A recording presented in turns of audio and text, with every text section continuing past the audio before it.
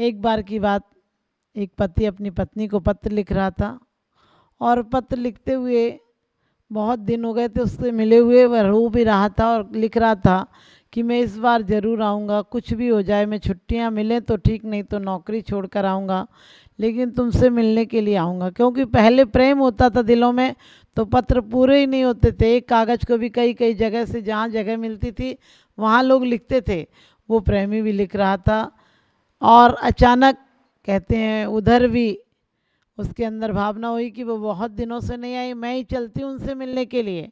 और वो भी किसी प्रकार से पता लगाती हुई उसके सामने आई और देखा कि वो उसी की याद में, उसे याद कर कर के हिलकियाँ ले रहा है, रो रहा है और उसके लिए पत्र लिख रहा है। वो भी शांत भाव से बैठ गई। थोड़ी देर बाद जब पत्र पूरा हुआ तो उसने कहा, पत्र पूरा हो गया क्या? पति तो बड़ा अचंभित था कि जिसके लिए पत्र लिख रहा हूँ वो यहाँ कैसे आ सकती है।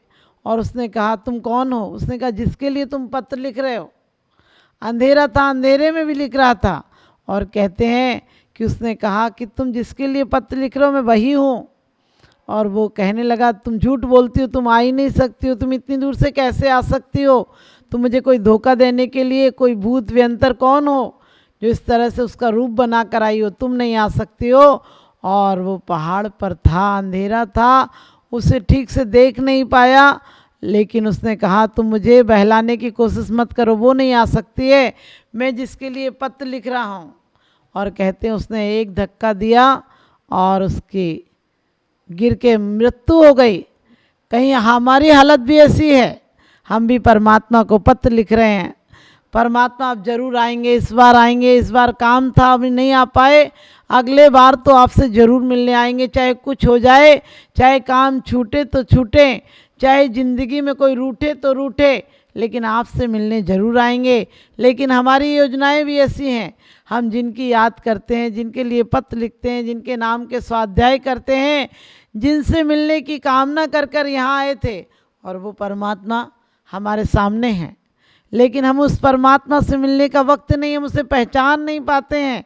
परमात्मा आज और अभी में है, हमारी सद्भावना ही परमात्मा है। जितनी जितनी हमारी आकांक्षा घटती है उतना उतना परमात्मा दशा हमारे अंदर प्राप्त हो जाती है। जिंदगी में उदास मत रहो, क्योंकि जिंदगी तुम्हारे सामने खड़ी है। हमारे जीवन की भी ऐसी हालत है, हम परमात्मा से मिलने का वादा करते हैं, कभी कभी जब निराश होते हैं तो कहते हैं भगवान बुला लो। वो क्या बुलाएगा, वो तो हमारे पास ही है, उसके पास जाकर भी क्या करेंगे? क्योंकि जो वर्तमान में जीता है, जो वर्तमान में सुखद बनाता है ज़िंदगी को, वो समझो परमात्मा के पास जाता है। और वो भविष्य की कल्पनाएं करता है, जो भविष्य की कल्पनाएं करता है, अतीत की स्मृतियों को संजो कर रखता है, वह समझो मौत के पास जाता है।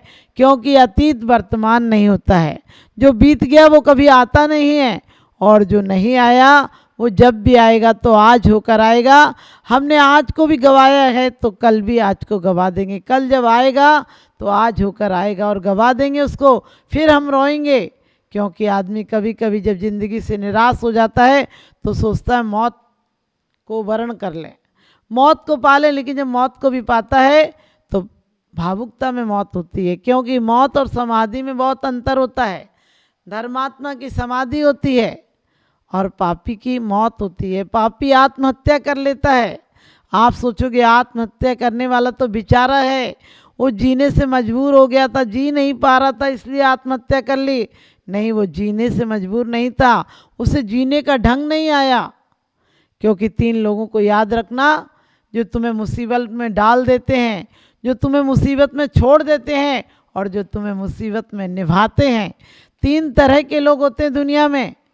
जो डाल देते हैं वो संसारी प्राणी होते हैं, वो तुम्हारी कामनाएं होती हैं, और जो छोड़ देते हैं वो तुम्हारी आपत्तियां होती हैं, और जो तुम्हारा साथ निभाते हैं वो तुम्हारे अंदर की समता होती है, प्रेम होता है, करुणा होता है, वात्सल्य होता है, धैर्य होता है, जो तुम्हें साथ निभाता है और तुम्हें परमात्मा तक पहुंचाता है। और इसी प्रकार से हम लोग सोचते हैं बेचारा मर गया, लेकिन वो मर नहीं गया।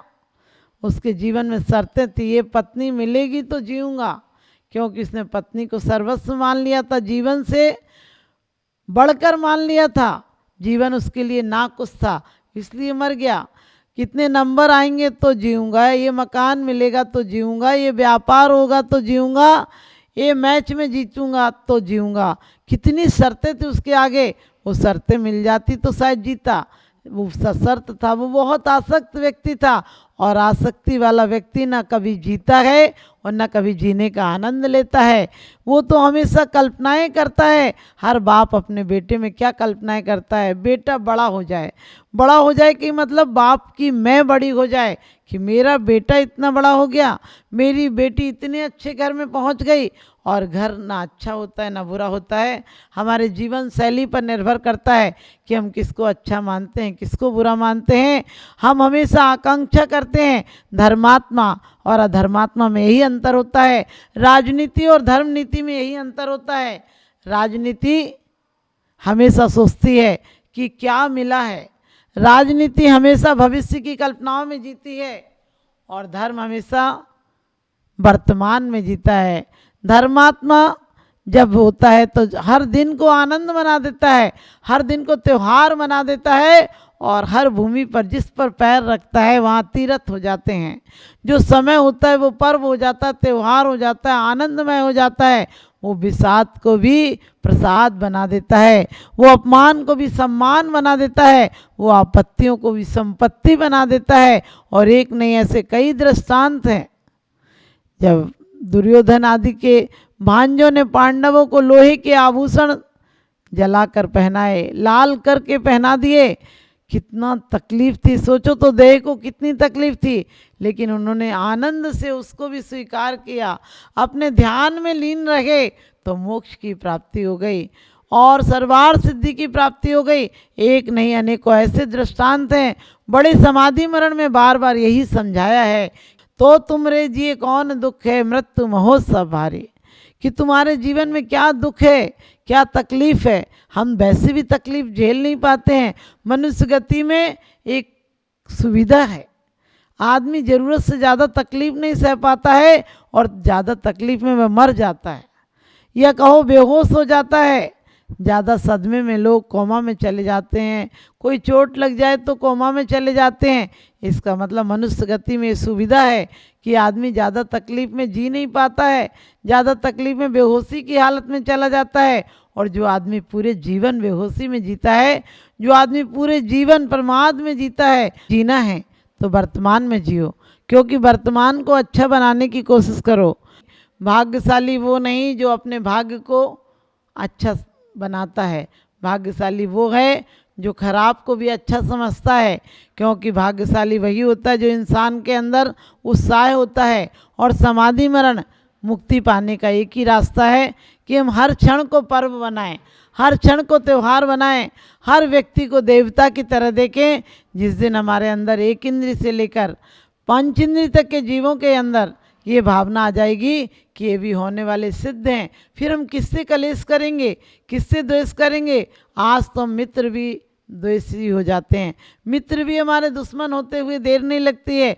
जरा सी कोई बात आपकी नहीं माने, कोई बात का इनकार कर दे, आप तुरंत उन्हें दुश्मन मान लेते हो। अपने जीवन में यदि मित्रता लाना है, क्योंकि हम ही अपने मित्र हैं। कर्ता का कर्म हमेशा पीछा करता है, जो हम करते हैं वही हमारे सामने लौट कर आता है। इसलिए हम सबके प्रति बहुत अच्छा काम करें। हम हमेशा जीवन में, अपने जीवन में दूसरों के लिए फूल बिछा दें, हम फूलों की खेती करें। हम कांटों की खेती क्यों करते हैं? क्योंकि दूसरों को बिछाए गए कांटे हमारे पैरों में भी चुभेंगे, और हमारे पैरों में चुभेंगे, एक सुई भी चुभ जाती है तो ये नहीं कि उंगली में दर्द होता है, उस सुई का एहसास भी पूरे देह को होता है, पूरी आत्मा तक एहसास करती है। तो फिर हम सुखों का एहसास करें। हम जीवन में मृत्यु को नहीं, महामृत्यु को वर्ण करें। मृत्यु तो सबकी आती है, जो तड़फ तड़फ कर मरता है, जो मृत्यु से लड़ता है, झगड़ता है कि बचाओ मुझे बचाओ, डॉक्टरों के पास जाता है, परिवार वालों से भीख मांगता है, मौत उसे छोड़ती नहीं बल्कि जल्दी ले जाती है। क्योंकि दुश्मन को आदमी जल्दी मार देता है, दुश्मन को आदमी जल्दी से बस में करना चाहता है। जब हम मौत से लड़ते हैं तो मौत और जल्दी आ जाती है। वैसे भी इंसान की मौत प्रत्येक क्षण आ रही है, क्योंकि आदमी वर्तमान में जीता ही नहीं, वो तो निराश और उदास जीता है। जबकि दुनिया आज निराश और उदास क्यों जी रही है? क्योंकि कुछ देश ऐसे होते हैं जिन बचपन के देश हैं, कुछ देश ऐसे हैं हमारी ज़िंदगी की तरह बचपन में भी जवानी भी आती है हमारे जीवन में, और बुढ़ापा भी आता है, बचपन भी आता है।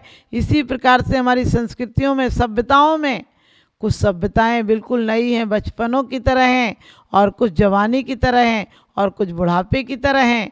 जो बचपन की सभ्यताएं, जहाँ बचपन जैसी सोच है, वहाँ लोग आसमान पर, आकाश में, अंतरिक्ष में उड़ने की बात करते हैं। जहाँ जवानी है वहाँ लोग वीरता की बातें करते हैं, युद्ध की बातें करते हैं, लेकिन वो युद्ध नहीं करना जो किसी नरसंहार से आता हो। वो युद्ध कभी नहीं, सोचना भी नहीं, उसकी अनुमोदना भी नहीं करना। अभी आपको पता है 2 देश यूक्रेन और रूस का लड़ाई हो रही है, तो कभी लोग कहते हैं रूस को जीतना चाहिए, कभी यूक्रेन को जीतना चाहिए।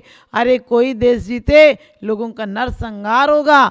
लोगों को ऐसी भावना भाना है हमें तो कि भगवान सद्बुद्धि दे, लोगों की आकांक्षा कम करे, ताकि नरसंहार नहीं, प्रकृति का संहार है। जहाँ पर भी एक बम गिर जाएगा, कई कई सैकड़ों वर्षों तक वहाँ की भूमि उपजाऊ नहीं रहेगी, वहाँ बंजर हो जाएगा, लोगों के घर बर्बाद हो जाएंगे, लोगों की सारी संपत्तियाँ बर्बाद हो जाएंगी। इसलिए हमें ये नहीं सोचना है काहू की जय हार, किसी जय हार न चिंते। हमें किसी की जय हो जाए, किसी की हार हो जाए, ऐसा चिंतन नहीं करना। ये अनर्थ दंड है। कोई जीते या कोई हारे, लेकिन हमें जीतना है तो कर्मों को जीतना है, हमें जीतना है तो दुश्मनी को जीतना है, हमें जीतना है तो वासनाओं पे जीत प्राप्त करनी है। और वासनाओं की जीत जबरदस्ती नहीं होती है। दुश्मनों पर जीत तो फिर भी शायद आप कोई पत्थर से, औजार से, अस्त्र शस्त्र से, लेकिन सच्ची जीत तो वो है जो अपने आप में समता लाकर, उनकी अर्थ और उनकी व्यर्थता देखकर अपने जीवन में समता भाव लाएं, और अपने जीवन में अपने आत्मिक गुणों से अपना श्रृंगार करें। क्योंकि जीने के लिए तो आदमी कैसे भी जी सकता है, जीने के लिए ज़रूरी नहीं कि बहुत पैसा हो। कुंद कुंद स्वामी तो कहते हैं जो दान भी नहीं करता, त्याग भी नहीं करता और भोग भी नहीं करता है, ऐसा व्यक्ति नियम से नरक गति में, दुर्गति में जाता है। इसमें कोई संदेह की बात नहीं है।